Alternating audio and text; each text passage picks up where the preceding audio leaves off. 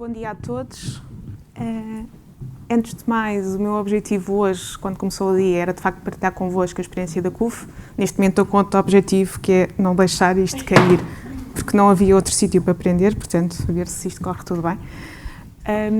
Portanto, partilhar convosco então esta experiência da tecnologia RAID na CUF.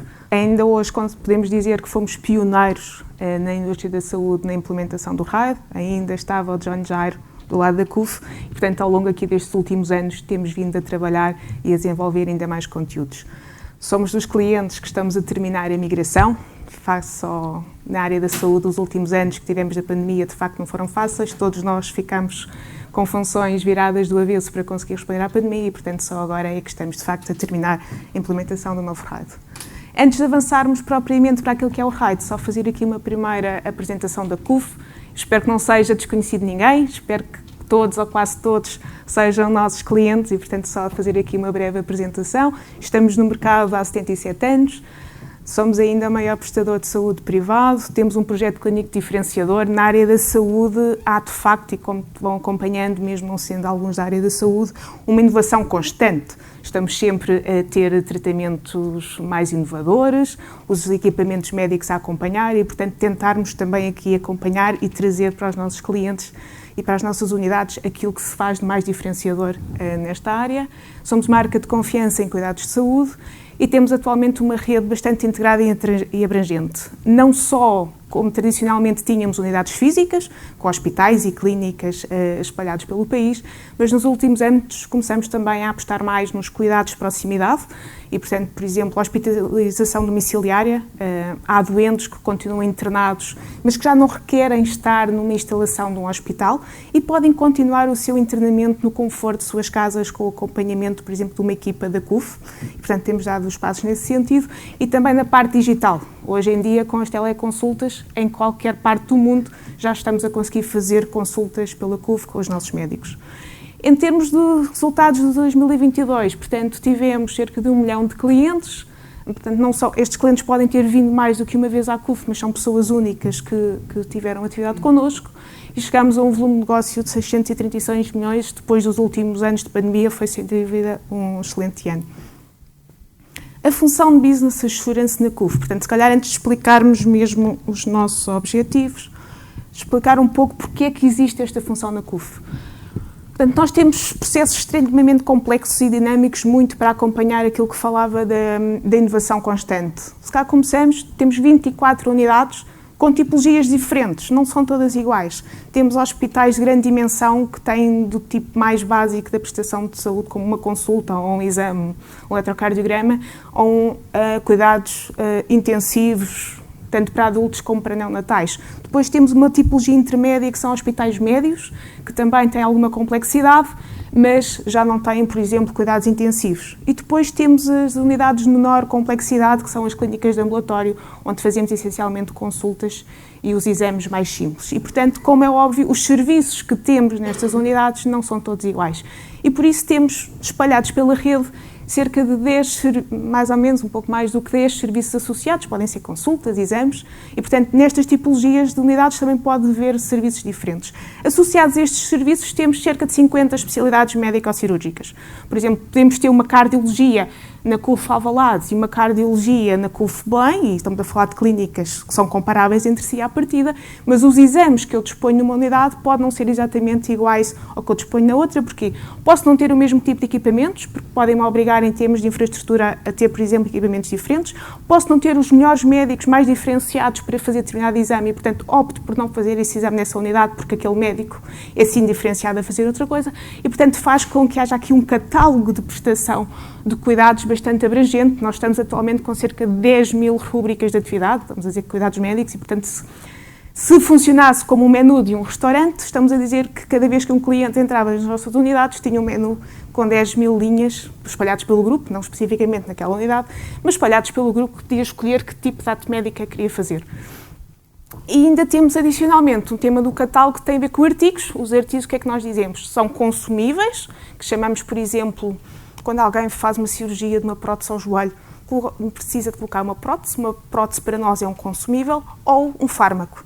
Por exemplo, uma pessoa que esteja internada connosco, precisa que um fármaco seja administrado, também deve haver esse registro, essa hipótese do médico prescrever e da farmácia saber que tem que administrar esse fármaco. E, portanto, dá-nos aqui uma abrangência também deste catálogo, muito dinâmico, porque, como estava a dizer, a parte da prestação de cuidados está em constante inovação, nós vamos tendo que criar atos médicos novos. Por outro lado, os artigos também. As casas de fornecedoras vão desenvolvendo próteses novas e melhores, a parte da farmácia, da indústria farmacêutica, vai desenvolvendo fármacos mais inovadores e, portanto, é um catálogo, efetivamente, sempre também aqui bastante dinâmico. Para conseguirmos ter clientes, temos atualmente, em termos também de entidades financiadoras, que podem ser seguradoras, subsistemas de saúde, cerca de 5.000. E, portanto, nós não temos, efetivamente, contratos específicos com 5.000 entidades, porque algumas regem-se pelo mesmo contrato, mas, no limite, um cliente nos chega pela porta pode, de facto, ser cada um destas 5.000 entidades. O que nos dá também aqui uma abrangência tal, porquê? Porque depois tem regras e pressários muitas vezes próprios. E, por exemplo, se quisermos pensar num subsistema público que é a ADSE e é público, e, portanto, todos têm esse conhecimento, há uma tabela e há, a partir de uma série de regras aplicáveis à ADSE. Os outros subsistemas públicos, como é, por exemplo, uma SAD-PSP, regem-se por essa tabela de preços, mas têm regras próprias. E, portanto, apesar do preço até ser aquele, a forma de faturarmos, a forma de registarmos, a forma de nos relacionarmos com esta entidade é diferente de uma ADSE. E, portanto, temos que saber isto, temos que conseguir responder a isto muito com base também, infelizmente, ainda em processos bastante manuais e dependentes das nossas equipas. Em termos de sistemas, se pensarmos naquilo que são os nossos processos mais core, estamos a falar de cerca de 10 plataformas diferentes, com bases de dados diferentes e, portanto, aqui também muitos riscos de interfaces e de passagem de informação entre sistemas. E depois temos uma abrangência de mais de 10.000 colaboradores, desde o médico cirurgião que tem que fazer registros durante uma cirurgia, ao farmacêutico que tem que preparar os fármacos na farmácia com base na prescrição que foi feita, ao enfermeiro que tem que fazer registros, ou o administrativo que está na recepção e tem que fazer a admissão do doente, ou que está a faturar e tem que faturar. Portanto, temos aqui uma abrangência tal de pessoas, são processos com muitos intervenientes de categorias bastante diferentes e cada um com os seus tipos de registros. Por isto tudo, reconhecemos que na saúde, especialmente na CUF, temos processos bastante complexos e dinâmicos, com um risco de líquidos muito acentuado. É claramente aquela imagem que todos já conhecemos e vimos 1000 vezes da torneira. Abrimos a torneira, cai água, estamos felizes, temos água em casa, mas não fazemos ideia da quantidade de problemas que temos na canalização até lá chegar e tem de facto acontecido isto. Muitos dos processos que nós conseguimos tocar, verifica-se que tem muitos pontos de líquidos, apesar de no final termos output, este output poderia ser completamente diferente. E é por isso então que surge esta área na CUF. O nosso grande objetivo é contribuir para a maximização de margem, muito através de mecanismos de controle e de monitorização constante.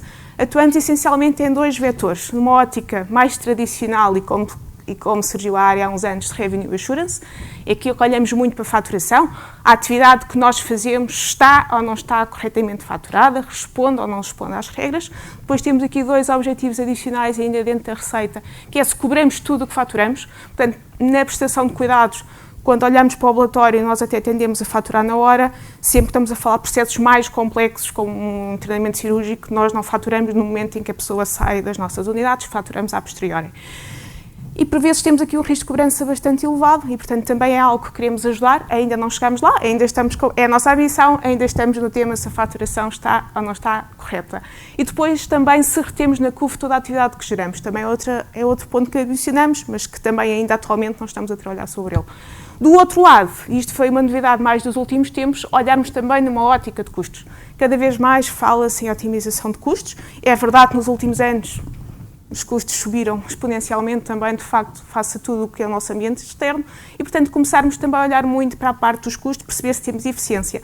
Para além disso, nós temos uma rede grande e conseguimos ter uma coisa, que é, nós temos autonomia nas nossas unidades de gestão e conseguimos compará-las entre si. Muitas vezes temos o melhor padrão está muitas vezes dentro da rede, podemos, como é óbvio, olhar para o exterior, podemos olhar para estudos, o que quer que seja, mas muitas vezes aprendemos muito na comparação das nossas unidades, porque de facto temos equipas muito diferentes a operar em cada uma destas unidades. Eliminando líquidos da receita, ou minimizando, aumentando as receitas e aqui também tornando os custos mais eficientes, estamos a apontar para a maximização da margem. O que é que também temos visto mesmo em termos reais tem acontecido? Apesar de estarmos a olhar muito numa ótica de leakage, de controle, acabamos sempre por tornar os nossos processos muito mais consistentes, mais eficazes e, de facto, tornam muito mais eficientes, apesar de não ser o objetivo principal. Atualmente, esta equipa trabalha em 4 grandes áreas, uma ótica de projetos, há uma temática que é identificada e entramos um pouco numa metodologia mais tradicional de projetos. Fazemos o diagnóstico, fazemos uma análise de dados sobre uma determinada amostra para percebermos efetivamente se há um leakage considerável ou se face a outras prioridades da organização, apesar de haver ali um leakage, conseguimos viver com aquele, porque de facto, de repente não conseguimos criar controles sobre tudo, não é? E portanto, para termos aqui também alguma decisão nas prioridades, peço desculpa, e que depois destes projetos, à partida, saiam recomendações que podem ser controles para nós próprios ajudarmos as áreas a monitorizar, ou no limite pode ser também recomendações em termos de melhoria de processos. Trabalhamos também muito com análise e pedidos ad hoc, portanto temas mais cirúrgicos que não se enquadram em projetos, mas que alguém percebeu que há algum tema e nos pedem ajuda para tentar a perceber em termos de leakage. E estes projetos e estas análises, pedidos ad hoc, surgem normalmente controles que entram nesta fase de monitorização contínua. Portanto, controles basicamente que desenvolvemos com base em tecnologia de RAID, que estamos diariamente a validar as nossas transações, a ver se há algum tema que deve ser gerado um alarme ou um alerta para as áreas resolverem. Estes controles são outputs para uma primeira linha de controle, que são os owners dos processos de negócio, e nós, enquanto Business Assurance, temos aqui o objetivo de fazer um controle de segunda linha. Não é só de gerarmos os outputs para alguém a resolver, é de facto ver se estas áreas estão a olhar para os controles, estão a resolver, se de repente não passamos a ter muito mais exceções de um determinado controle, se de facto por outra instância, se estamos a melhorar, porque à partida, se temos várias pessoas a olhar para um controle, para umas situações de alertas e a resolver, alguma coisa está a acontecer e é suposto o leakage diminuir. E portanto, aquilo que também aprendemos ao longo deste tempo é, quando nós estamos mais pressionados e tivemos, inclusive por causa da migração, que descuidar um pouco este tema da monitorização contínua, também tivemos pessoas ao nosso lado dos processos de negócio que também descuidaram. E, portanto, o leakage aumentou. E, portanto, com o dia-a-dia das áreas de negócio, que têm, de facto, funções muito críticas, é fácil este tema ficar mais esquecido se nós não estivermos lá a questionar e a ajudar a promover esta atuação sobre os resultados. E, portanto, muito importante não sermos só o gerador de conteúdos, de controles, e conseguirmos, de facto, promover a ação sobre os resultados. Para tudo isto, temos também uma gestão e desenvolvimento de infraestrutura, que no fundo é a plataforma RAID, a tecnologia RAID, que nós usamos, que nos suporta para fazer tudo isto. Em termos de enquadramento organizativo, nós na CUF estamos enquadrados no centro corporativo da CUF, que apoia as outras quer áreas corporativas, quer segmentos de negócio, como por exemplo as nossas unidades. Nós somos atualmente uma equipa de 7 FTEs e para partilha destacava que eu diria o caso de sucesso para uma área deste ano, pelo menos aquilo tem sido o nosso sucesso, que acho que posso dizer que tem sido um sucesso. Competência analítica, sem dúvida nenhuma, não é? Portanto, estamos a olhar para transações, estamos a olhar para dados, temos que saber interpretar os dados, temos que saber questionar os dados e, portanto, muito importante, analítica, detalhe. Relacional, nós, pelo menos no modelo que temos na CUF, nós sozinhos, esta área não faz nada, esta área trabalha com outras áreas, para outras áreas, e, portanto, se nos fecharmos e não tivermos aqui uma grande componente relacional com as outras áreas, não vamos conseguir trazer uma mais-valia para a organização. Adaptação e flexibilidade, porque tratamos e ajudamos a processos de todas as áreas. Então, depressa estamos a falar com o médico cirurgião e o enfermeiro que está dentro do bloco para perceber como é que podemos melhorar aqui os processos para que não haja leakage destes registros que eles fazem, como estamos, por exemplo, ainda a semana passada vieram-nos pedir ajuda para ver um tema de uma faturação, de um processo de faturação de ensaios clínicos com a indústria, com promotores e com a indústria farmacêutica. Portanto, tratamos de temas muito diferentes e, portanto, convém de facto haver aqui esta adaptação e flexibilidade da equipa. E depois, como é óbvio, conhecimentos de negócio e técnicos. Não podemos ter só conhecimentos de negócio, porque não vamos conseguir fazer a parte técnica, não podemos ter só conhecimentos técnicos, porque tem que, de facto, ser muito aplicado ao negócio. E, portanto, temos tentado aqui dotar a equipa destas capacidades, competências. O RAID, na realidade, CUF atualmente, e, portanto, imagino que já todos conheçam bastante bem este esquema do RAID, é o que nós fazemos. Colecionamos as transações, monitorizamos, notificamos e depois há aqui uma ação.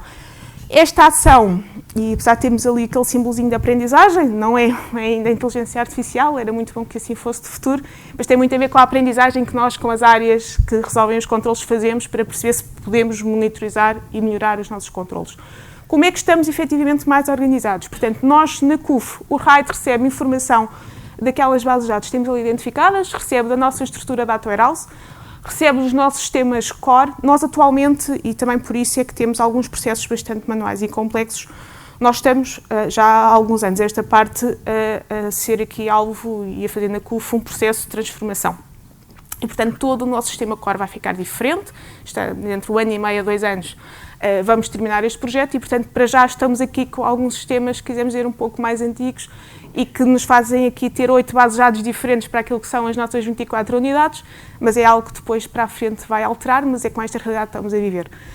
Lemos informação de SAP e depois temos ali outros que são outros sistemas mais pequeninos ou no limite algum ficheiro de apoio que alguma área ainda consiga gerir em Excel, em Google Sheets, o que quer que seja. Mas, portanto, são estas essencialmente as nossas bases que recolhemos todos os dias durante a noite e que no dia a seguir estamos a gerar informação com base isto. Para estas áreas trabalhamos bastante com a nossa área de sistemas de informação, que são os responsáveis por gerir aquelas plataformas e com quem acordamos e tratamos toda a parte de loadings. A parte mais de coleção dos dados e até fazermos a geração dos controlos está connosco, portanto, gestão e desenvolvimento da infraestrutura, que temos tido aqui também bastante o apoio da EFI. E depois, então, esta parte final, como dizia, primeira linha, responsáveis de áreas de negócio, olhar para controlos, olhar para outputs e nós, então, aqui com a responsabilidade de ser uma segunda linha e garantir que, de facto, os outputs que estamos a gerar têm mais valia e estão a ser vistos pelas nossas áreas de negócio. Em termos de conteúdos, não conseguimos trazer para mostrar tudo aquilo que temos, trazemos alguns exemplos do que é que temos implementado no RAID na CUF e porque é que o temos e porque é que eles estão desta forma. Portanto, para o nosso objetivo principal, mitigar risco de leakage de receita e ao custo, temos essencialmente controles reativos. Aconteceu, recebemos durante a noite as transações, estamos a avisar no dia seguinte com alertas, com alarmística, com outputs, que aconteceu alguma coisa. Muitas vezes não conseguimos corrigir porque por causa das regras que temos contratuais, se calhar já não vamos a tempo de corrigir, mas mais que não seja, ajuda-nos a perceber que há ali um problema. E, portanto, se de repente determinada transação naquele padrão começa a ter um peso muito grande de situações anómalas, então se calhar passa-se alguma coisa e temos que agir com a área para tentar resolver. Portanto, aqui muito reativo. Exemplos que temos, e aqui muito uma ótica de controlos. Alteração de preços. Aquele catálogo que falava atrás das 10 mil rúbricas, das 5 mil entidades com que temos contratação, tem um preço no nosso catálogo.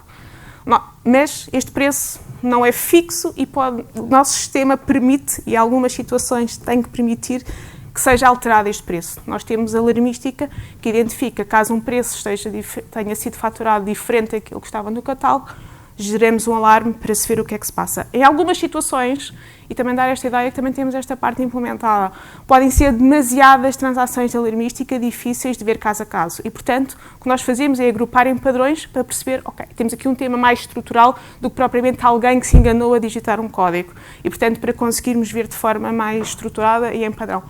Na aplicação de regras comerciais, por exemplo, um doente que esteja internado connosco 5 dias, estamos a ver se de facto foram faturadas 5 diárias, ou se foram faturadas 3, ou se foram faturadas 6. Depois entramos também em mecanismos com um bocadinho com o que está acordado para aquela entidade financeira daquele doente, porque há uma entidade, imaginem, que tipo um hotel pode nos deixar faturar uma última diária, caso o doente só tenha alta depois das 2, um bocadinho a hora de check-out, mas cara, outras já não permitem, e portanto nós temos estas regras todas na alarmística para ver se isto se verifica desta forma ou não, porque é um processo manual. Esta parte nós não temos vertido em sistemas. E depois, por exemplo, desvio de consumos face ao esperado. Sabemos que determinada atividade deve ter um padrão de consumo, por exemplo, de consumíveis ou de fármacos, e ter aqui alertas caso haja aqui alguma unidade, algum tipo de atividade a fugir muito deste padrão. Por outro lado, temos também alguns conteúdos mais na ótica de maximizar a consistência e eficiência dos processos, que depois acabam também por nos ajudar a mitigar o leakage de receita e de custo. Neste caso, são ações mais preventivas. Nós aqui estamos a prevenir. Não deixamos que aconteça, estamos a alertar, atenção, que a partir desta transação vai nos dar um problema. Temos simuladores de apoio ao processo de faturação, como temos aqui um processo com tantas regras e muito manual, há simuladores para apoiar as equipas de faturação, e depois também temos controlos. Na pré-faturação, por exemplo, desvios àquilo que era esperado, e já vamos ver em mais detalhe, sobre dados mestre. Se eu tenho um determinado algoritmo para calcular um preço de venda de uma prótese, se eu vou validar e essa prótese o preço não está de acordo com o algoritmo, vou alertar para ver então o que é que está a passar. Não espero que alguém fature aquela prótese para dizer que tem um problema. E depois, e como temos muitos interfaces, integridade de plataformas, perceber se de facto o que está num sítio era suposto ter passado para outro sistema, está de forma íntegra. Entrar aqui nos exemplos práticos, estamos a tempo. Muito simples, tem a ver com o desvio da atividade cirúrgica face ao planeado. Só para também dar um enquadramento, não sei, espero que nem todos tenham sido já operados, sempre que há uma cirurgia, há um planeamento, há uma proposta, e com base nesta proposta que é feita, sabemos qual é a cirurgia que vai ser feita, sabemos quanto tempo de bloco tem que ser adequado, conseguimos enviar para a seguradora, para o subsistema, para pedir uma autorização caso seja necessário, conseguimos dar ao doente, caso nos peça, uma indicação do valor monetário que vai ter que pagar. Se houver um desvio, e se durante a cirurgia aquilo que for feito não foi aquilo que estava identificado, temos um problema. Não quer dizer que não se resolva, mas vai-nos aumentar o nosso tempo de faturação, vai-nos trazer constrangimentos com o cliente, porque vamos ter que falar com ele, porque à partida aconteceu alguma coisa e o valor vai ser diferente, o médico já há de ter falado na parte clínica. Temos que voltar possivelmente a falar com a seguradora e nós estávamos até há bem pouco tempo a fazer isto depois da alta do doente. Só quando iríamos entrar no processo de faturação é que estávamos a conseguir chegar aqui. O que é que nós fizemos? Como é óbvio aqui, com o pedido das áreas, perceberam que isto era um problema grande, pediram-nos ajuda. Nós agora estamos a alertar de forma automática, sempre que exista um desvio, por exemplo, numa cirurgia, seja feito outro procedimento, um procedimento adicional, porque efetivamente durante uma cirurgia isto não é fixo e pode ser necessário haver aqui alterações, nós estamos a alertar uma equipa que vai ver então o que é que aconteceu, que fala logo com o médico nesse dia, para perceber efetivamente, até pode ser um erro, imaginem que houve um erro, alguma coisa de digitação, eu não estou a falar de um erro clínico, para se falar com o cliente, falar-se com a seguradora. E, portanto, ainda está o doente internado, já estamos a conseguir tratar disto tudo e quando ele sai o processo fica muito mais fluido e não é apanhado de surpresa só depois de sair da nossa unidade com este problema. Isto é algo muito recente que nós temos e, portanto, ainda não fizemos essa parte, mas isto depois vai nos permitir também ter informação estruturada para perceber são nas unidades todas ou é só alguma que se desvia mais? E dentro dessa unidade, é nos serviços todos? Ou se calhar é só um cirurgião que se calhar não está a fazer também as propostas e por isso é que temos tantos desvios e depois impacta tanto o processo a posterior. É outra fase que vamos ter a seguir. Em termos de output, é uma lista de alarmes, trazemos só um exemplo em que depois conseguimos aqui tipificar e explicar qual é o tratamento que é dado a isto e a equipa consegue fazer este seguimento. Outro exemplo prático que trazemos é um simulador de apoio à faturação. Nós, há uns tempos, numa ótica também de simplificar o processo de faturação, acordámos com algumas entidades a faturação de, vamos chamar um kit para simplificar, sempre que era usada determinada técnica cirúrgica diferenciadora e que não estava no preço standard daquilo que seria o valor standard daquele procedimento. E tínhamos aqui um processo bastante manual em que a nossa área comercial negociou com as entidades, passou aos nossos enfermeiros que estão no bloco operatório as regras para fazer o registro deste kit. Como devem calcular, como estamos a falar de várias unidades, vários blocos operatórios, mais de 500 enfermeiros dentro de sala de cirurgia no total do grupo CUF, as regras às vezes não estavam assim tão bem entendidas e de facto não eram de interpretação fácil. Então aquilo que nós fizemos foi também com base... e fez uma análise, desculpem, um tema mais importante, fizemos uma análise de leakage naquela fase de diagnóstico e percebeu-se, extrapolado ao ano, estávamos com leakage só nesta parte de cerca de 1,5 milhão de euros. E portanto, alerta vermelho, precisamos de agir, o que é que vamos fazer? Conseguimos com a nossa área comercial criar regras que seriam parametrizáveis num modelo de regras, com base no RAID, e portanto fizemos este simulador com base em RAID, que todos os dias está a ler todas as cirurgias que nós fazemos, com base nos consumos que foram utilizados, na cirurgia, na técnica cirúrgica, estamos a conseguir dizer às nossas equipas de faturação de forma automática se há ou se não há kit, porque se for um procedimento cirúrgico completamente normal, sem este tipo de diferenciação, é o normal e não há nenhum kit. Caso exista, então, qual é o kit e o que é que deve ser registado. Paralelamente, o que é que conseguimos com isto? Como estamos a simular, sabemos o que é que deveria ser faturado, porque a parte da faturação ainda é manual. Estamos a conseguir validar se de facto estamos ou não estamos a faturar bem o kit. Também temos aqui um add-on, que é situações que temos consumos. Imaginem uma prótese total do joelho. E nós sabemos à partida que consumos devem estar nessa prótese total do joelho. Imaginem que alguns recebemos a indicação que foi registado um material que só é utilizado em crânio. O que é que nós fazemos? O simulador não avança, é gerado um alerta para as equipas das unidades. O que é que se passou nesta cirurgia? Isto é mesmo assim? Eu utilizei mesmo uma situação do material de crânio numa prótese de joelho, depois vão ver, às vezes pode ser um engano, outras vezes, olha, sim, porque nesta situação o doente precisava e só com este material é que nós conseguimos. Mas, mais uma vez, aqui estamos a ser preventivos, porque, caso contrário, quando nós faturássemos, passado algum tempo a entidade iria-nos questionar porque é que a CUF, numa prótese de joelho, tem aqui este material de crânio registado. E, portanto, isto ajuda-nos bastante a prevenir, para além que fizemos agora uma análise muito recente e o leakage passou de 1,5 milhão para 50 mil euros. Estes 50 mil euros ainda são dinheiro, como é óbvio, mas estamos também a tentar, com estes controles, mitigar mais isto por causa deste processo ainda manual. As principais vantagens, eu penso que já falei, só para terem uma ideia da dimensão, para além do leakage, nós melhoramos o processo, tiramos os enfermeiros já não precisam estar neste processo, não é preciso informar, não precisamos de partilhar com eles as regras, só para terem uma ideia, desde o final do ano nós já conseguimos simular cerca de 40 mil cirurgias em que, de facto, os enfermeiros não tiveram que entrar no processo.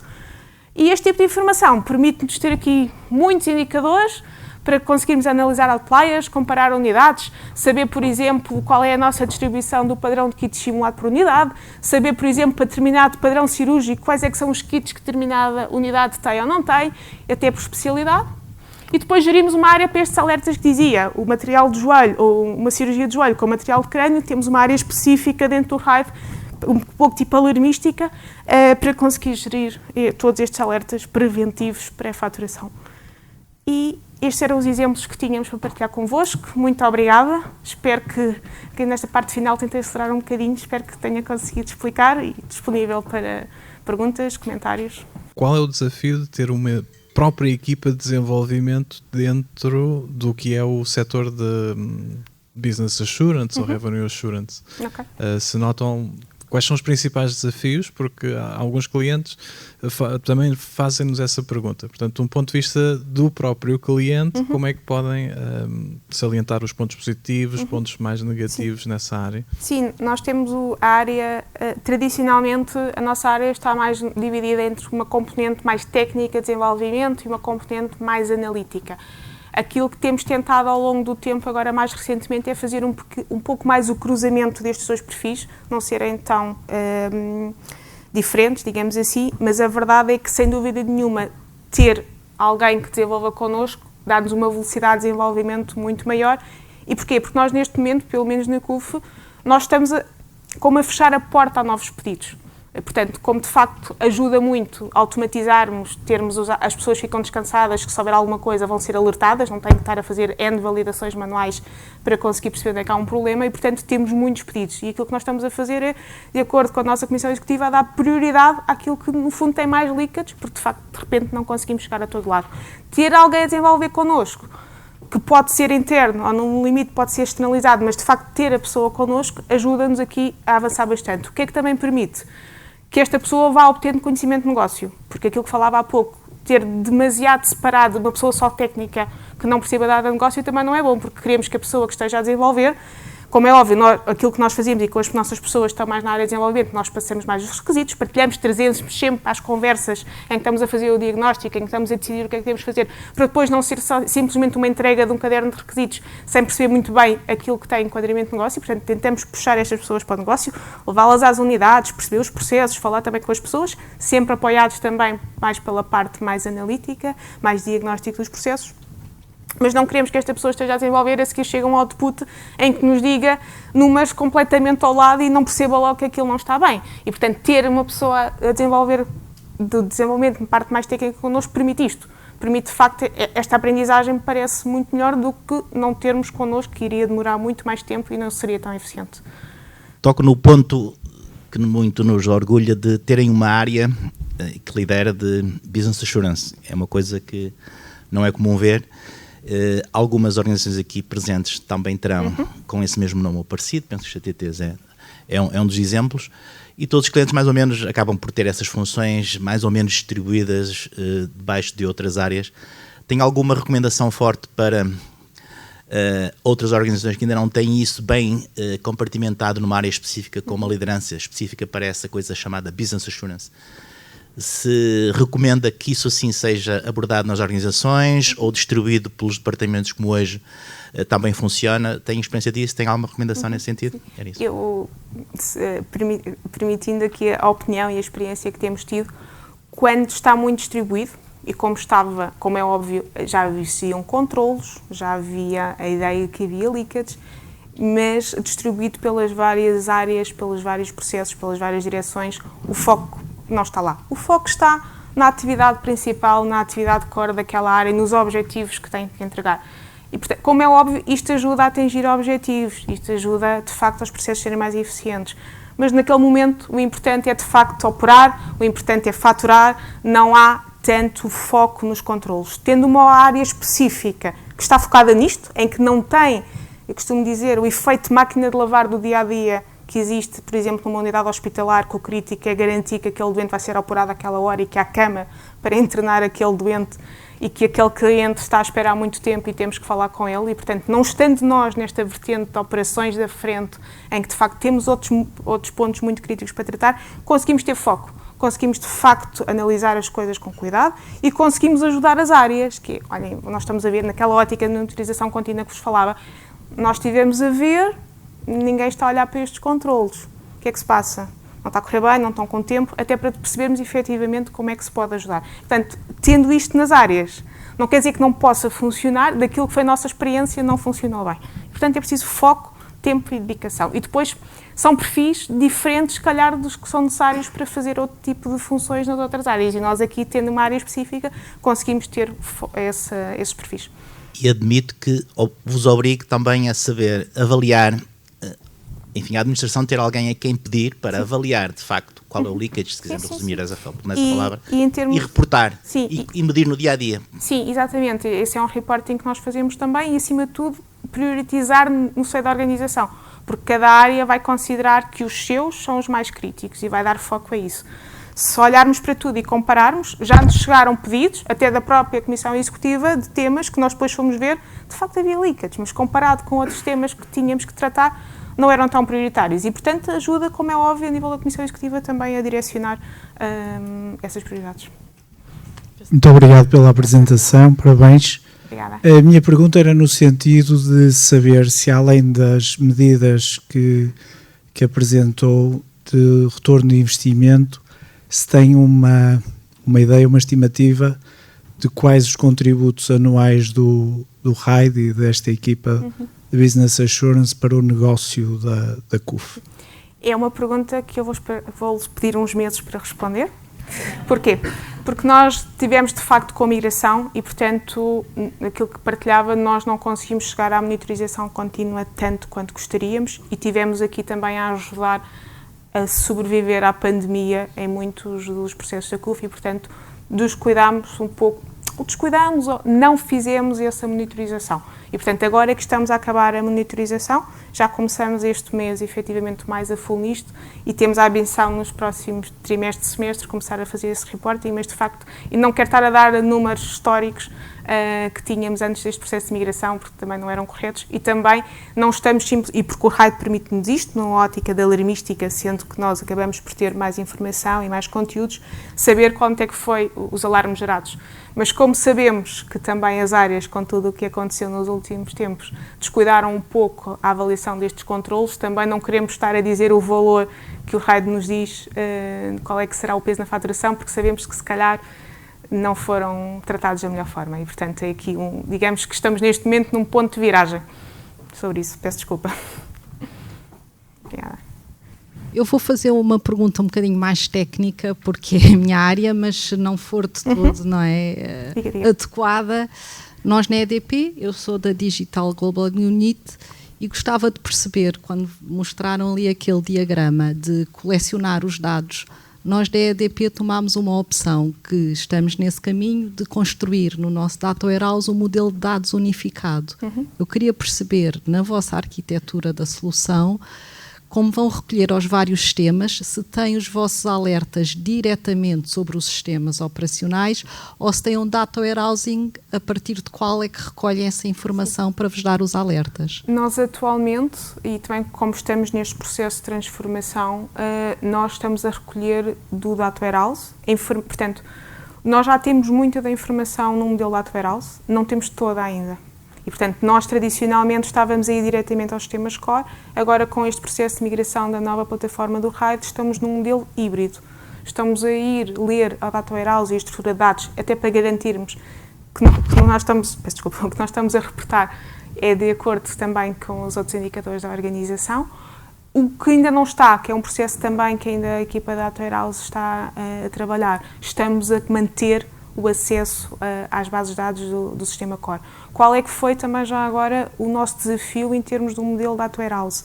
O modelo Data Warehouse está construído, são indicadores de gestão, não é?